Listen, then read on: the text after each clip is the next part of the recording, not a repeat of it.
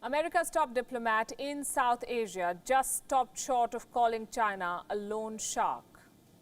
In a message to China, the US says, take some pity on Pakistan and stop the quote-unquote unfair and predatory lending. America has criticized China of crippling Pakistan with multi-billion-dollar loans. These loans will only keep Pakistan in servitude to China, not for years but for decades. The corruption-shrouded China-Pakistan Economic Corridor, or CPEC, is the big flashpoint.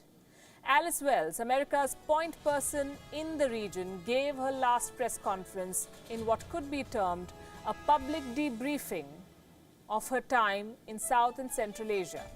She listed America's concerns over projects related to CPEC. First of all, there's no transparency, as is often the case with China's shenanigans. Second, unfair profits to Chinese firms. Recently, Chinese power companies scammed Pakistan for $680 million, a story we reported. This is just a drop in the ocean. Chinese investment under CPEC is valued at over $60 billion. Many skeletons may be waiting in the CPEC closet. This is not the first time that Alice Wells has warned that China's friendly loans to Pakistan are in fact a debt trap. In 4 to 6 years, when the repayments for these loans begin, Pakistan may have to empty its coffers each time an interest payment is due to China. Pakistan will not be able to help itself.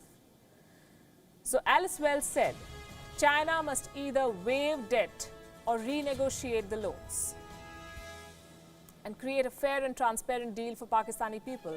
How do Pakistan and China respond to all this? In unison.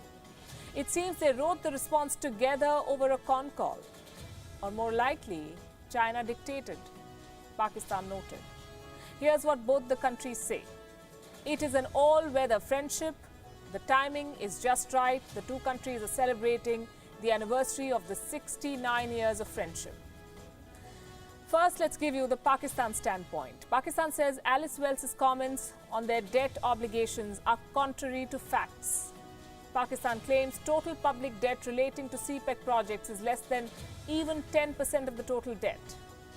It comes with a maturity period of 20 years, meaning no need to pay back China right away. They have time. That's it. Pakistan just reiterated the terms of the deal and left it at that. Perhaps it is too big a burden to talk about in public, and the US is too big a power to offend. On the other hand, China's response was characteristic.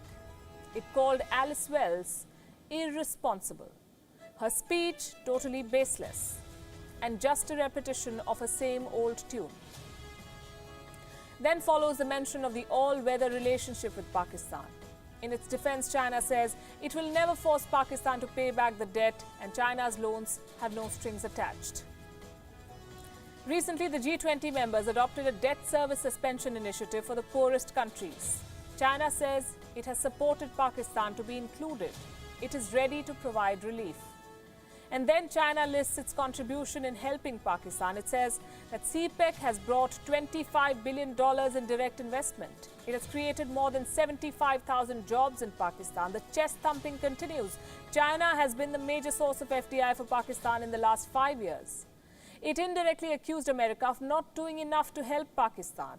The US foreign direct investment is just over $1 billion between 2012 and 2019. In the end, China says we need no teachers, especially a teacher like the US.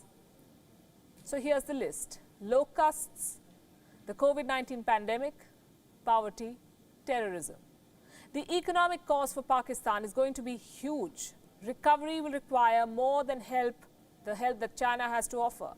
Imran Khan had earlier termed Alice Wells' comments as nonsense. He can hardly afford to do that now. Not politically, certainly not economically.